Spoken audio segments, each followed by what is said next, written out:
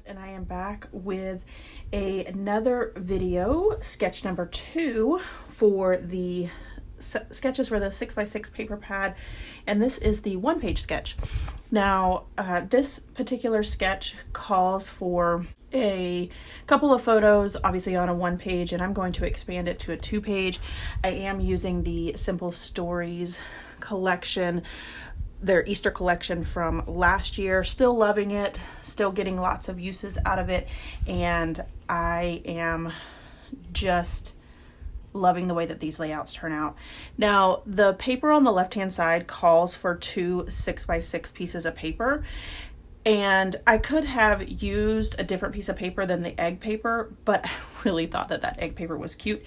And these photos are of Eli when he was littler doing an egg hunt over at Nana's house. So what I decided to do was I did print some of the photos smaller in a 3x4, and I went ahead and cut them at a 3x3, and then I had one photo that was a 4x6 size, and I left it at a 3x6, so it covered up 2 photo spots there.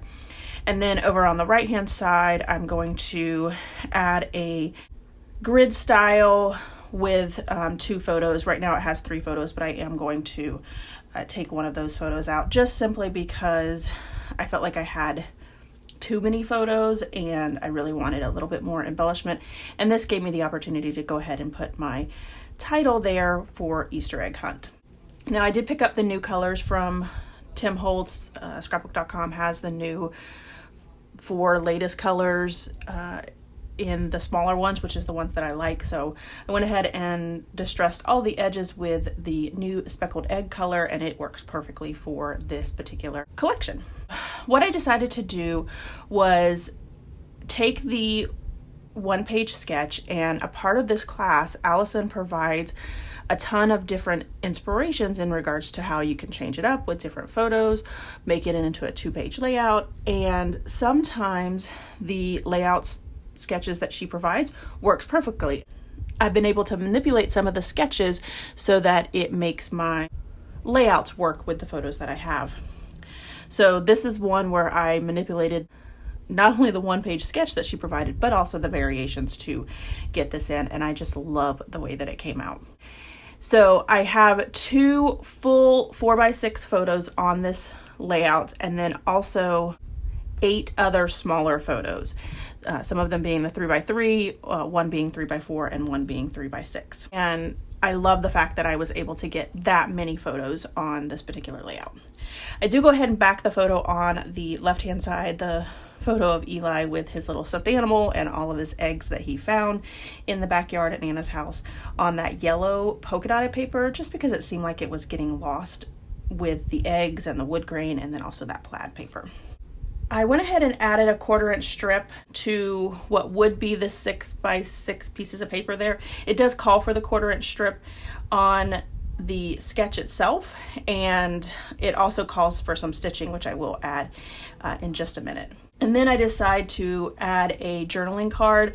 So the sketch itself calls for 2 photos over on the left-hand side, and I don't have the sketch in front of me, and it is paid content, but I do believe that it was 2 smaller photos, I think 2 3x4 photos over there.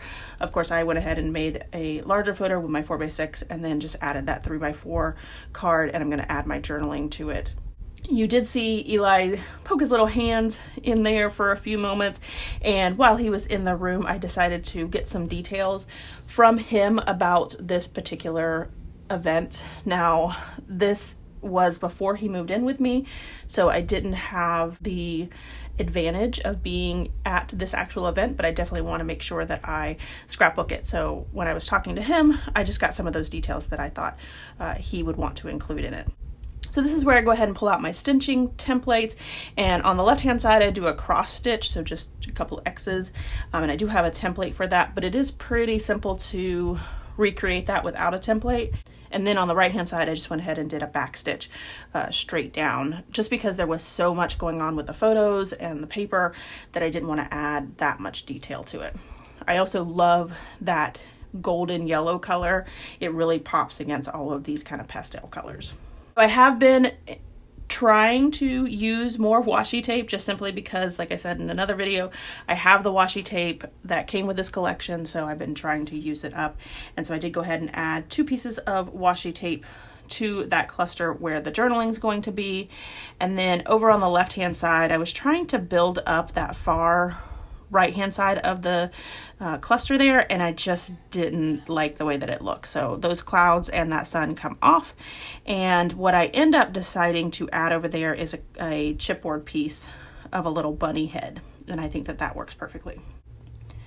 So what I'm trying to do is work through my clusters, and I thought maybe I could have a cluster down there at the bottom, and I just didn't like that the way it looked either. So that little chipboard egg will come off, and I end up using this tag in 2 different places. So I go ahead and adhere it down with adding some washi tape first. So I have that as part of my base in the eggs as well as the plaid. And then I cut down the tag itself and cover up the cut down part with the bunny. And then I'm going to use the other piece on the left hand side as well. So I'm just trying to add a couple more pieces to that. I try some chipboard, I try a couple of different stickers. I do find a flower sticker, and then I'm also going to end up adding a brad as well. So here's where I use that other piece of the orange tag and add it to the left hand side so you can see the 2 pieces of orange sticking out.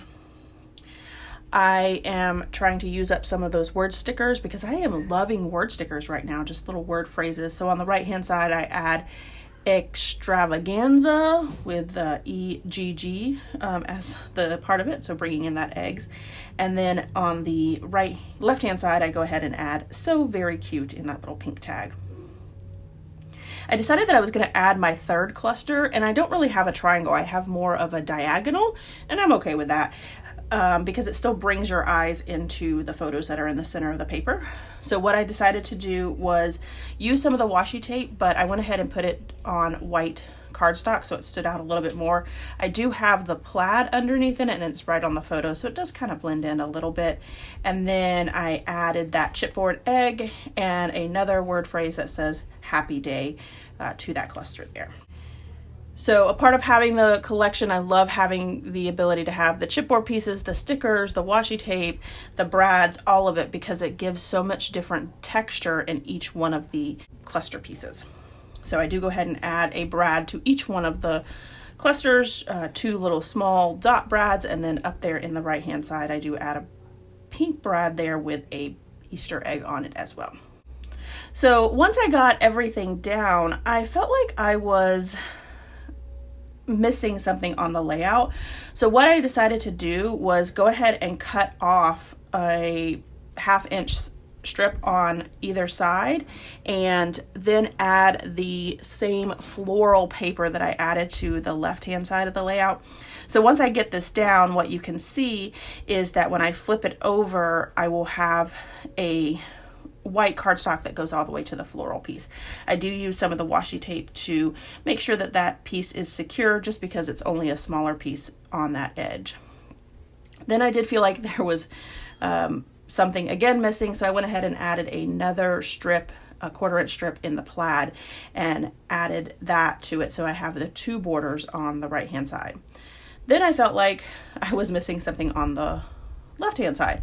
So what I decided to do was pull out my border punch and go ahead and cut a border, and then add the floral piece to the left hand side of the layout as well. So I'm just using my ATG, and then I just cut I think probably a 1/2 inch strip and add it to the edge where I had used the border punch, and again using the washi tape to keep it down. And then you can see that I now have the 2 kind of bordered edge, and I love the way that that turned out. So here is my final layout, as well as some close-ups. I am really enjoying working through this 6x6 class by Allison Davis, and I will link the sketch purchase below, because you can still purchase the sketchbook, and there's tons of inspiration in that sketchbook. I will link that below so you can pick it up if you are enjoying these layouts as well. Alright, if you enjoyed this video, if you wouldn't mind giving me a thumbs up, I'd really appreciate it. If you haven't done so already and you want to see more double page layout inspiration, make sure you hit that subscribe button. Thanks everyone for watching, and I hope that you have a scrappy day.